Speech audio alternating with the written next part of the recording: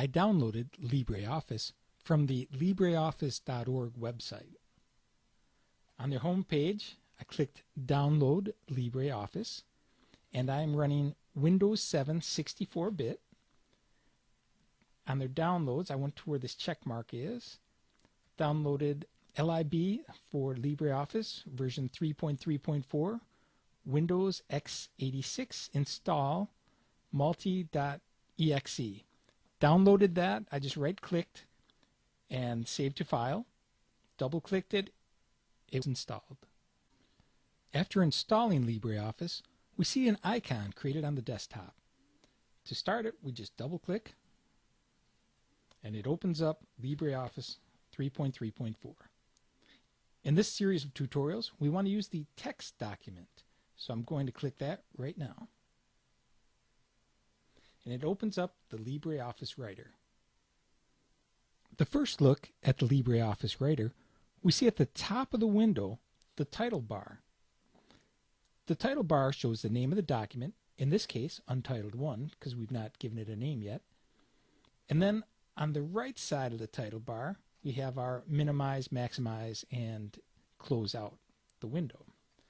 Below the title bar, we have the menu bar, which has commands and features in drop-downs that we'll be using throughout this tutorial series. Below the menu bar are the toolbars.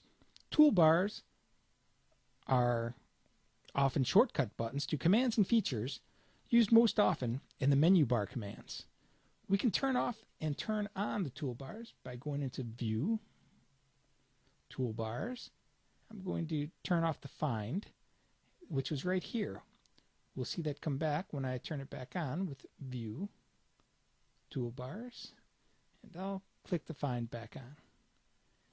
And it's back. Then we have a ruler across the top and on the left-hand side. On the right-hand side, we've got a scroll bar. And at the bottom, we've got our status bar, which has page 1 of 1. And the other thing I want to point out at this time is a little scroll bar for zooming in and out. We'll get to the rest of all this in future tutorials. While moving the mouse over the menu bar and toolbars, we have an arrow. But when it gets over the document area, it turns into an I for insert. When I click in the document area, we see a cursor flashing. That's where I'm going to insert my text. Because there's nothing in there yet, we're in the upper left-hand corner.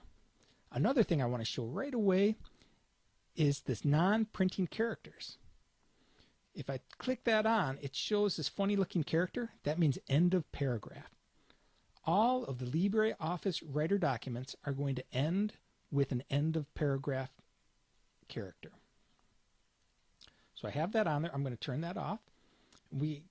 Every time I click I, it's only right at the upper left-hand corner. We must start all text there. So this, is some sample text. Now I can click anywhere in my text and the marker, the insert goes there.